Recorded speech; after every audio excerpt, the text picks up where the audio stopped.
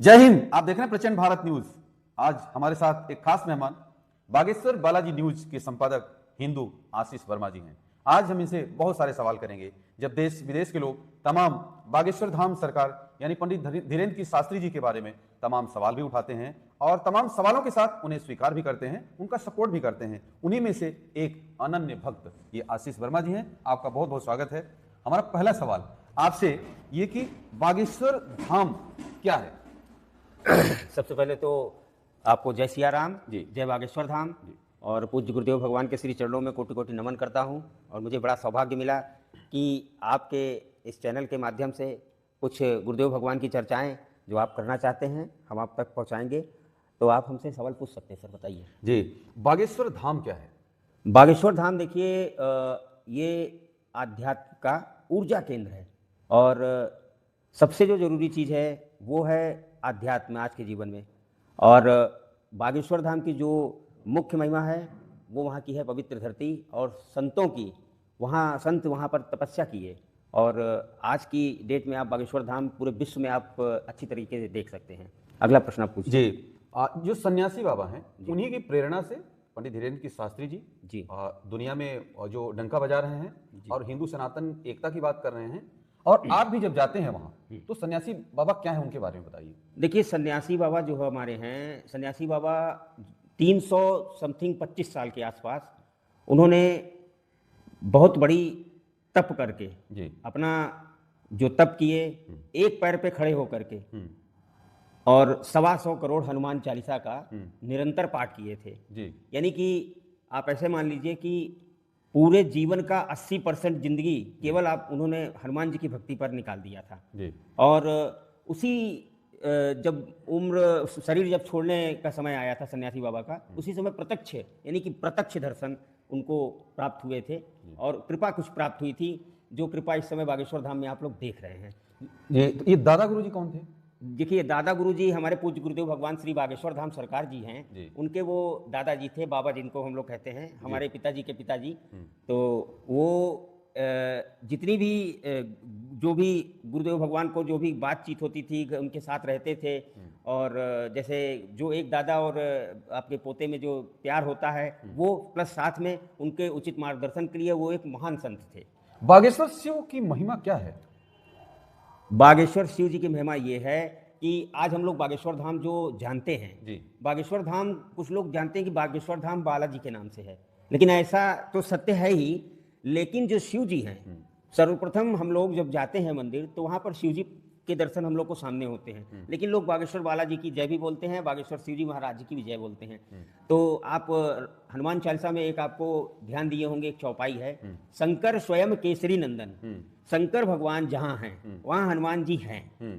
तो इसी तरीके मंदिर आप जब जाएंगे तो मंदिर के बालाजी का जो प्रतिमा है उसके ठीक सामने शिव जी का मंदिर है जी। और शिव जी जो हैं वही प्रकट हैं इस समय बागेश्वर बालाजी महाराज जी के रूप में। और ये महिमा है आपकी शिव जी की। अच्छा, या लोग कहते हैं कि आपके जो गुरु जी हैं जी। पंडित धीरेन्द्र की शास्त्री जी। वो अवतरित पुरुष हैं। कुछ लोग विरोध भी करते हैं। जी, कुछ जी। लोग बहुत सारे लोग समर्थन भी करते हैं। देखिए, इसमें कोई दो राय नहीं है। बागेश्वर गुरु जी हमारे अवतरित पुरुष इसलिए हम देखिए उसके लिए कहते हैं कि कुछ लोगों को प्रमाण चाहिए कि यार आप ऐसा कैसे कह सकते हो कि वो तो एक मनुष्य है जैसे हमारे हाथ में। तो भैया, भगवान राम भी कभी अपने आप को भगवान का अवतार नहीं कहे। आप किसी भी समय जाकर देख सकते हैं, भगवान राम ने भी अपने आप को भगवान नहीं कहा, ना ही अपनी उन्होंने कहा कि आप हमारी पूजा करो, यानी अपना महिमा मंडन उन्होंने कभी नहीं किया। जी नहीं, बिल्कुल नहीं किया। और दूसरी चीज कि बागेश्वर जो हमारे गुरुदेव भगवान हैं वो स्वयं बालाजी का ही रूप है। जी। वो आप अब आप पूछेंगे कि प्रमाण कुछ दीजिए, तो वो प्रमाण भी हम आपको देने के लिए अभी खड़े हैं। और चैनल के माध्यम से आप सभी लोगों को बताना चाहेंगे कि पूज्य गुरुदेव भगवान श्री बागेश्वर धाम सरकार जी वो इस समय भले मनुष्य रूप में हैं, लेकिन उनके जो कार्य हैं, उनकी जो ऊर्जा है, उनकी जो शक्तियां हैं, वो आप लोग दरबार में देख सकते हैं और जगह जगह जिस समय भीड़ होती है आप वहां देख सकते हैं। आप लोगों ने ये ध्यान दिया होगा कि जहां जहां भी गुरुदेव भगवान जाते हैं वहां जन सैलाब आ जाता है। जन सैलाब का अर्थ ये कि सुनामी आ जाती है भक्तों की। उसका कुछ कारण है। उसका कारण ये है कि आप आम मनुष्य के पास चले जाइए, जरा देखिए खिंचाव होता है, कभी नहीं होगा। बागेश्वर गुरु जी के पास आप गए, आपको एक अलग चेतना मिलती है, एक अलग ऊर्जा मिलना शुरू हो जाती है। उनके समकक्ष आसपास इर्द गिर्द जब भी आप पहुंचते हैं एक अलग ऊर्जा का प्रकाश मिलता है। और रही बात गुरु जी के अवतार पुरुष की, आप जो बात किए हैं, तो गुरुदेव भगवान और सन्यासी बाबा और बागेश्वर बालाजी महाराज, अगर आप घूम फिर के बात करेंगे तो सब एक ही हैं। एक ही हैं जी। ये मैं बड़ी जिम्मेदारी से बोल रहा हूँ एक शिष्य के नाते, और अपने अनुभव से बता रहा हूँ कि सन्यासी बाबा बालाजी स्वयं गुरुदेव भगवान है। और ये प्रमाण हम आपको थोड़ी देर में भी बता देंगे, वो भी बताएंगे आपको, आप चिंता मत करिए, हम उसको भी बताएंगे। क्योंकि आज ये बात है कि हम अपने गुरु की बात नहीं करेंगे तो चेला किस काम का। जी जी बिल्कुल, आपकी गुरु भक्ति जो है वो काबिले तारीफ है। जी जी। और मेरा अगला सवाल कि क्या ये धाम जो है बागेश्वर धाम निःशुल्क है, और इसी के साथ जो वहाँ कन्या विवाह कराया जाता है ये क्या है? देखिए, बागेश्वर धाम तो वास्तव में कुछ लोग कहते हैं कि गुरुजी के पास में इतना चंदा आता है, इतना दान आता है, ये आता है जी। और लोग कहते नहीं कि वो तो भैया करोड़पति हैं और ये इतना पैसा है। देखिए, जब आप जमीन पे उतर के देखेंगे, धाम पर जाकर देखेंगे, तब आपको सच्चाई का पता चलेगा। जी। तो हमारा वहाँ का जो अनुभव है, जैसे लोग कहते हैं कि आपके गुरुजी जो है पैसा ले लेते हैं और जो है अपने ब्लैक मनी को वाइट मनी करने के चक्कर में वो भंडारा चलाते हैं। तो भैया हम आपसे यही कहना चाहेंगे कि आप भी ये चीज़ करके देख तो लो। आप भी एक बार करके देखो। आपके पास अगर 1 करोड़ रुपए आते हैं, मोटा मोटा बता रहे हैं, तो आप अपने उसमें से आप केवल 1000 आदमियों को भोजन डेली 365 दिन करा के देखो, आपके अंदर क्षमता है, नहीं कर पाएंगे। नहीं, एक बात मैं भी अपनी तरफ से इसमें शामिल करना चाहता हूँ कि कभी तो लोग ये कहते हैं कि साधु संत या जो हमारे हिंदू मंदिर हैं वहाँ लोगों को फ्री में भोजन या व्यवस्थाएं क्यों नहीं दी जाती हैं, और जब दी जाती हैं तो इस प्रकार से सवाल खड़े किए जाते हैं। तो अपनी अपनी सोच है वो। जी जी। उस सोच को कोई बदल नहीं सकता है। बात तो सही है आपकी जी। तो आपने अभी प्रश्न किया कि कन्या विवाह क्यों कराते हैं। जी। देखिए, पूज्य गुरुदेव भगवान हमारे जिस समय गुरुदेव भगवान बहुत ही कष्टित अपना जीवन जिए हैं, बहुत कष्टित जिए हैं। और पुरानी जिंदगी के बारे में हम आपको उनको थोड़ा सा जो हम आज तक महसूस किए हैं कि उनकी अपनी सगी बहन की विवाह के लिए उनके पास वास्तव में पैसे की बहुत बड़ी क्राइसिस थी। यहाँ तक कि भोजन करने के लिए रोटियों की व्यवस्था नहीं थी। गुरुदेव भगवान स्वयं मांग मांग के अपने ही गांव में रोटी के लिए, आटा के लिए जगह जगह झोली फैला के मांगते थे। तब जो भी पाते थे उसी का प्रसाद बन जाता था, वही माताजी उनको पवाती थी अपने परिवार में। तो जो कष्ट उन्होंने सहा है और जो कष्ट अपनी बहन के लिए, वास्तव में उन्होंने जो कष्ट सहा कि हम अपनी बहन की शादी किस तरीके करें। पिताजी कुछ करते नहीं थे, लेकिन गुरुदेव भगवान के अंदर जो जिम्मेदारियां थी वो बहुत ही उस समय प्रबल थी। और कहते हैं जब संकट आता है तो कोई पूछता नहीं है। तो इसी तरीके गुरुदेव भगवान पर हनुमान जी की कृपा हुई। और दूसरी चीज, गुरुदेव भगवान अपने बहन की शादी किए बहुत ही कम धन में, यानी कि एक तरीके से समझ लीजिए कि किसी तरीके बस विवाह हो जाए और गठबंधन में बांध दें शादी के, वो हो गया कृपा, और आज अच्छा जीवन जी रही है बहन। और कन्या विवाह इसीलिए वो करते हैं कि जो कष्ट हमारी बहन ने सहा, जो कष्ट हमने सहा, वो पूरे हिंदुस्तान के किसी भाइयों को और पिता को ये ना सहना पड़े। और ये कन्या विवाह जो होता है वो बिल्कुल निःशुल्क होता है। आप याद रखिएगा, एक मुट्ठी चावल अगर आपके पास है, हल्दी लगा करके आप चले जाइए और वहाँ पर आप पूज्य गुरुदेव भगवान के पास में पहुँचिए। और वास्तव में आपकी अगर असामर्थ्यता नहीं है तो पूज्य गुरुदेव भगवान की तरफ से पूरा एक पिता जो कार्य करता है, दहेज का पूरा सामान, जैसे TV, fridge, washing machine, double bed, sofa set, dining table, दुनिया का जितना सामान जो एक पिता देता है वो सारी बच्चियों को देते हैं। इस बार 300 बच्चियों का विवाह करने जा रहे हैं, तो आप अनुमान लगा लीजिए कि कितना खर्च होता है। और यहाँ तक कि हम आपको एक बात और बता दें कि यदि धन की कमी आ जाती है तो गुरुदेव भगवान लोन तक ले लेते हैं, कर्जा ले लेते हैं बैंक से कि बच्चियों में कोई कमी नहीं होनी चाहिए। ये मैं आपको फैक्ट बता रहा हूँ, ये मैं ग्राउंड पर रह करके आपसे बात कर रहा हूँ। ये मुझे ये मत सोचिएगा कि मैं गुरुजी का चेला हूँ तो मैं पूरी तरीके का, बिल्कुल नहीं। आप जाकर देख लीजिए अगर आपको यकीन ना हो। जी, तो ये मेरी तरफ से एक बात इसमें मैं सबमिट करना चाहता हूँ कि इसका मतलब ये है कि जो समर्थवान लोग हैं इस दुनिया में, जो समर्थवान लोग हैं, उनको इस प्रकार के कार्यों में मदद करने के लिए आगे आना चाहिए। बिल्कुल आना जिस प्रकार चाहिए। से कन्या विवाह बिल्कुल, बिल्कुल। बागेश्वर धाम सरकार कराते हैं और कराते भी हैं, बाकी लोग भी प्रेरित होते हैं। अच्छा, अब अगला सवाल मेरा, जो कैंसर अस्पताल बना रहे हैं, जी जी। इसके पीछे का क्या मोटिव है और क्या सोच है इसमें? देखिए, इसके पहले आपने पूरे हिंदुस्तान में देखा होगा कि अस्पताल के अंदर मंदिर हुआ करते थे, जी लेकिन आज की तारीख में मंदिर में अस्पताल होने जा रहा है। जी ये जो गुरुदेव भगवान कर रहे हैं, लोग बीमार होते हैं तो किसी दीनहीन के पास में धन नहीं रहता है, पैसा नहीं रहता है, तो लोग यहाँ तक कि अपने जीवन को त्यागना पड़ जाता है केवल पैसे के कारण और इलाज के कारण, चिकित्सा नहीं मिल पाने के कारण। तो पूज्य गुरुदेव भगवान जो अभी कैंसर अस्पताल बनाने जा रहे हैं, उनका बहुत बड़ा सपना है। वो जरूर और एक बात और कहेंगे कि पूज्य गुरुदेव भगवान जो संकल्प लेते हैं उसको फिर कोई काट भी नहीं सकता। बालाजी की इस प्रकार से कृपा है।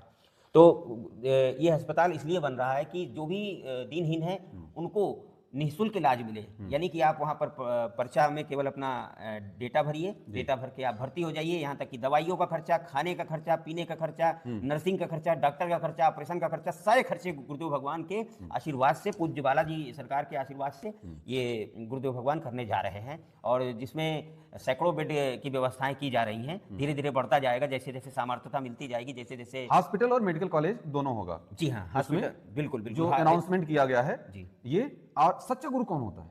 देखिए, सच्चा गुरु आपको अगर सीधी भाषा में बताएं कि सच्चा गुरु वही है जो अपने चेला, बिगड़े चेला को उसको जमीन से उठाकर आसमान में बैठा दे, वही सच्चा गुरु होता है। और उसके लिए गुरु का ही कर्तव्य नहीं होता है, चेले का भी कर्तव्य होता है कि वो भी अपनी गुरुदेव भगवान की जितनी भी मार्गदर्शन वो देते जाएं, आप उस पर चलते जाएं। ये जी।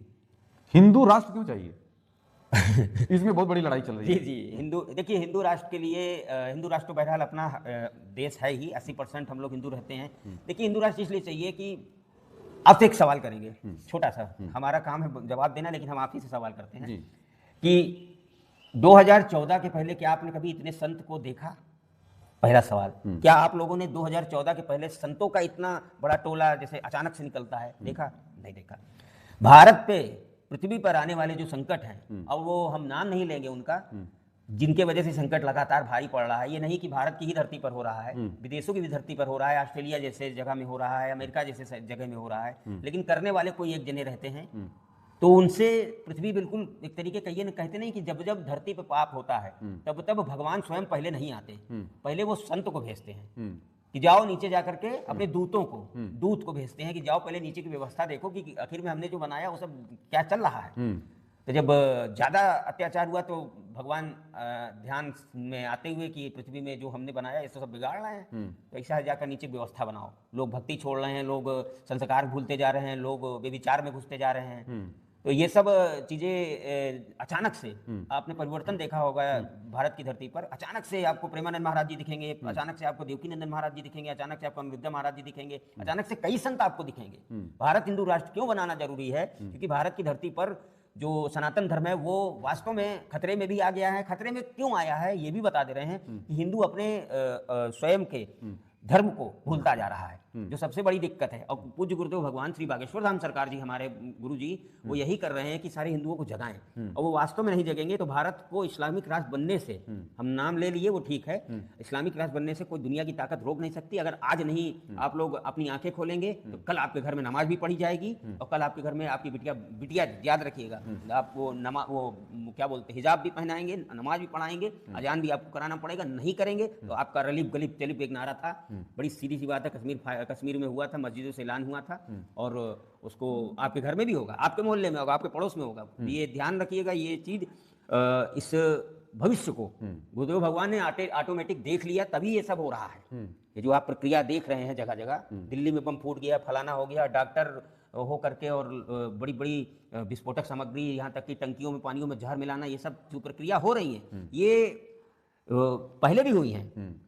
तो जब जब धरती से अध्यात्म खत्म होने लगता है तब तब ये जितनी दुष्ट आत्माएं हैं वो परेशान करने लगती हैं। यानी जब जब होय धर्म की हानि, बाढ़ई असुर महाअभिमानी। इसीलिए हिंदू राष्ट्र के लिए गुरुदेव भगवान चाह रहे हैं कि हिंदू सुरक्षित हो जाए, सनातन सुरक्षित हो जाए। हमारे संत महात्मा एक अच्छी प्रेरणा के साथ में बच्चों को अच्छे मार्गदर्शन दें, यही उनकी इच्छा है। क्योंकि एक पिता कभी नहीं चाहता कि हमारा बेटा, हमारी बेटी कहीं से बिगड़े।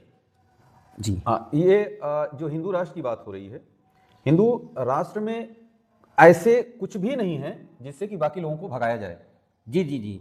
नहीं नहीं, लोगों के मन में शंका ही आती है जब आप हिंदू राष्ट्र की बात करते हैं तो सिर्फ इस देश में हिंदू ही रहेंगे, ऐसा नहीं है। नहीं। बागेश्वर धाम सरकार उन्होंने खुद ये कहा है कि हमारी जो हिंदू राष्ट्र की मांग है वो किसी भी धर्म के खिलाफ नहीं बिल्कुल सही है ना? यही बात है। नहीं नहीं, बिल्कुल सही बात है। दूसरी चीज ये भी कि देखिए, सनातन धर्म हमारा जो है, पूज्य गुरुदेव भगवान भी हम लोगों को शिक्षित किए हैं हाँ। कि हमारे यहाँ जब पूजा की पद्धति पूरी होती है तो हमारे यहाँ बोला जाता है धर्म धर्म की जय हो, तो सभी धर्म की जय अधर्म हो। अधर्म का नाम नाश हो। सभी प्रकार के जी हाँ। अधर्मों का, सभी धर्मों के अधर्म का। बिल्कुल, प्राणियों में सद्भावना हो और विश्व का कल्याण हो, पूरे विश्व की बात करता है। ये नहीं कि मेरा पाकिस्तान अच्छा हो, मेरा बांग्लादेश अच्छा हो, इसके लिए नहीं, पूरे विश्व के लिए वो प्रार्थना करता है। तो इससे आपको जानकारी मिलनी चाहिए कि आपके हमारे सनातन धर्म में सभी लोग हैं, बस अपनी बुद्धि सही नहीं कर रहे, बुद्धि अपनी टेढ़ी हो गई है और अत्याचार कर बैठते हैं। अगला सवाल। क्या आप दीक्षा लिए हैं? हाँ जी जी। दीक्षा जो है, आपने सवाल किया कि दीक्षा आपने लिया है। देखिए, दीक्षा कोई भी शिष्य, कोई भी भक्त अपने से नहीं ले सकता। सबसे पहले ये गुरुदेव भगवान और बालाजी हमारे जब तक वो नहीं चाहेंगे तब तक कोई इंसान दीक्षा नहीं ले सकता। ये उनकी ही मर्जी होती है, तब आपको पकड़ लेते, गुरु अपनी ऊर्जा से अपने शिष्य को खींच लेता है। बिल्कुल। ये आप सोच रहे हैं कि हम दीक्षा ले लेंगे, बहुत बड़ा भौकाल है, सब कुछ नहीं। जब तक बालाजी नहीं चाहेंगे, जब तक गुरुदेव भगवान नहीं चाहेंगे, आप तब तक दीक्षा नहीं ले सकते। जबरदस्ती दीक्षा लेंगे तो वही चीज है कि पैरासीटामोल की दवा बिना बुखार के खा लिए, कोई असर नहीं की। तो याद रखिएगा, श्रद्धा होनी चाहिए। श्रद्धा भी होनी चाहिए, प्लस गुरु ऑटोमेटिक आपको खींच लेगा जी। अगला सवाल। आजा, अर्जी की प्रकार क्या है? अच्छा, धाम पर जो अर्जी लगती है, देखिए अर्जी लगती है। देखिए, बागेश्वर धाम में जो अर्जी लगाई जाती है उसमें अभी 3 प्रकार के बारे में हमको जो पूरी जानकारी है, मैं जाता हूँ। एक काले कपड़े में, जैसे नेगेटिव एनर्जी है परिवार के लिए, तो आप काले कपड़े में अर्जी लगाइए। कोशिश करिए, जो नारियल खरीदिए, कपड़े को खोल करके नारियल के अंदर की 5 लौंग मिलती है, उस लौंग में कोई लौंग टूटी ना हो, यानी टूटी ना हो, फूल ना निकला हो, इसको जरूर जांच लें आप लोग।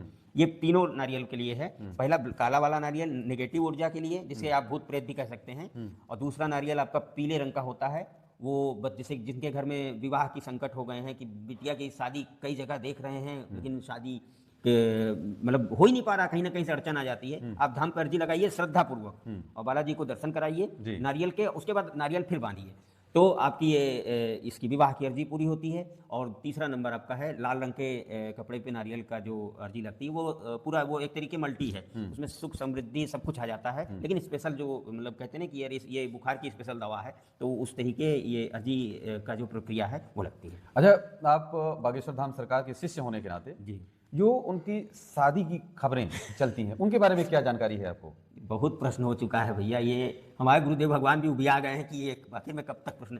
देखिए, जहाँ हालांकि ये सवाल उनसे व्यक्तिगत बनता है, जी, लेकिन आप वहाँ जाते हैं, वहाँ रहते हैं, इसलिए हमने आपसे ये सवाल करना चाहा। नहीं, ये आपको भी 2 बार मौका मिला है, हम आपका चेहरा पहचान रहे हैं कि शायद आपको 2 बार मौका मिला है कि गुरुदेव भगवान से इंटरव्यू भी लिए हैं, आपका इंटरव्यू अभी भी पड़ा होगा, मैंने देखा था, लेकिन ये सवाल आपने नहीं किया। लेकिन ये सवाल गुरुजी के साथ में बहुत होता है कि आप शादी कब करेंगे, शादी कब करेंगे। देखिए, गुरुदेव भगवान के जो संकल्प हैं, उनके वो जितने 3 संकल्प हैं, वो पूरी तरीके से वो जिस समय प्राप्त कर लेंगे, उसके बाद ही वो उम्मीद है। देखिए, हम उनकी हृदय में तो इस समय क्या है मैं नहीं बता सकता, मैं तो शिष्य हूँ, बहुत छोटी सी एक तरीके से उनके चरणों की धूल हूँ। तो मेरा जो मानना है, हम एक शिष्य होने के नाते हम यही कहेंगे कि आज तक हमने ऐसे जो हमारे पूज्य गुरुदेव भगवान चरणों में जो खड़ाऊ पहनते हैं और जो पैर में चूड़ा पहनते हैं, तो साक्षात हनुमान जी ही हैं। हनुमान जी हमारे हैं बाल ब्रह्मचारी। हमको नहीं लगता कि पूज्य गुरुदेव भगवान कभी विवाह करेंगे। वो पूरी तरीके से जो मेरा मानना है जी, सरकार को शादी तो वैसे मेरे ख्याल से करनी नहीं चाहिए, बाकी गुरुजी जाने। और क्षमा करिएगा गुरुजी, जो आपकी इच्छा हो आप। जी, अगला सवाल। अच्छा, ये बताइए कि ये एक जो वहाँ लोग जो जाते हैं जी, ये लोग विवादों में क्यों रहते हैं बागेश्वर धाम सरकार? देखिए, विवाद वाली बात अगर यहाँ तक आती है कि लोग उन पर कोई कोई टिप्पणी करते हैं, बस यही कि हिंदू राष्ट्र क्यों बना रहे हैं, और ये जो दरबार लग रहा है क्यों लग रहा है। और अरे भैया, विरोध तब करो जब पूरा जानो।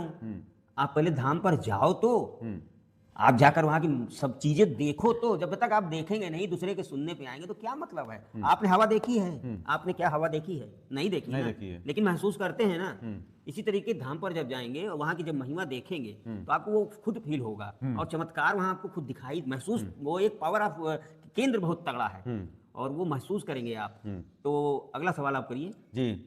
ये जो वहाँ धाम पर जाने के बाद जी। कहते हैं कि लहसुन और प्याज नहीं खाना चाहिए। जी हाँ, ये देखिए, ये वहाँ का एक नियम है। जैसे आप अस्पताल जाते हैं तो वहाँ के नियम होते हैं, स्कूल विद्यालय के लिए नियम होते हैं, इसी तरीके अध्यात्म का भी एक नियम होता है। और पूज्य सरकार लहसुन प्याज मांस मदिरा इसलिए बंद कराते हैं कि आपकी जो मन की इच्छा है, अर्जी है, वो आप इस पर एक तरीके से वो एंटीबायोटिक का कार्य करती है कि आपको दवाई तब तक असर नहीं करेगी जब तक आप परहेज नहीं करेंगे। अच्छा। इसी तरीके आपका लहसुन प्याज मांस मदिरा बंद कराया जाता है कि आपकी अर्जी पूरी हो। भाई आप अर्जी लगाए, उसके बाद लहसुन प्याज और मांस मदिरा धोखे पड़े हैं, मतलब एक तरीके खाए पड़े हैं, तो कहाँ से उसकी पूर्ति होगी?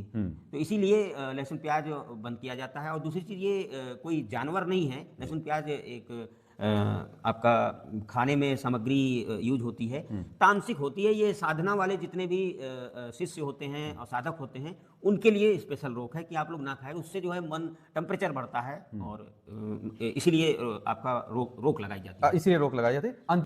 बागेश्वर धाम कब जाना चाहिए? धाम देखिए, धाम आपको जितने भी शिष्य हैं, जितने भी भक्त हैं, कोशिश करिए। अगर आप बहुत दूर रहते हैं तो फिर आप अपने घर में ही बागेश्वर धाम की पूरी तरीके से प्रतिमा बना करके आप अपने घर को ही धाम बना लीजिए, पहला।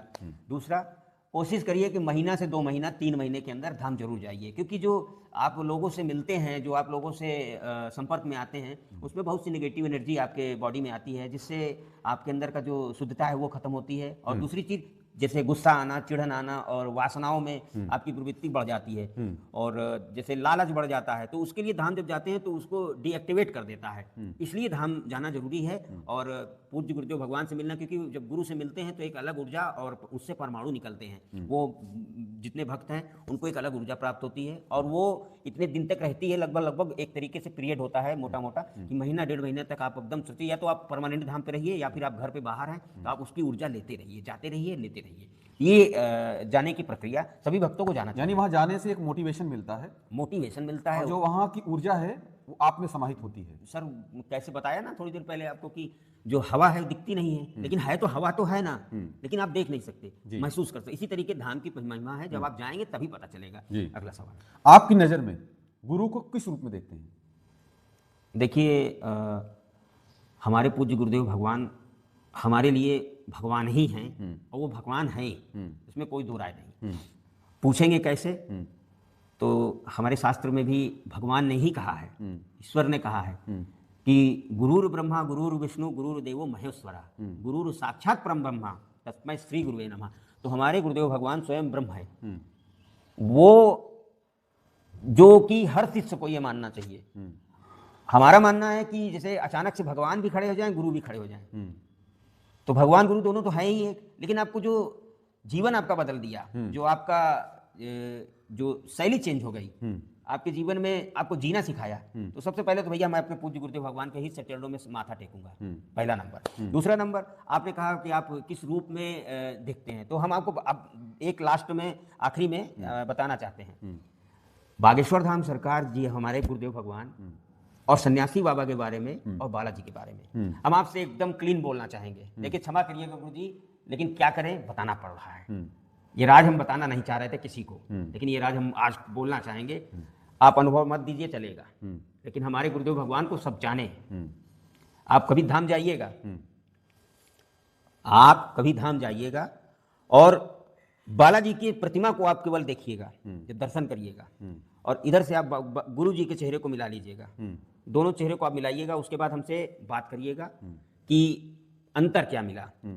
और आप लोगों को एक चीज़ और बता दें कि लोग कहते हैं ना कि हमने बागेश्वर धाम पे सपना देखा, हमें सपने में आए थे, गुरु जी सपने में आए थे। तो हम आपसे पूछना चाहते हैं, सन्यासी बाबा के जब आप ध्यान करते हैं तो भी गुरु जी आते हैं, बालाजी के आप ध्यान करते हैं तो गुरु जी आप सपने में कूद पड़ते हैं हमारे।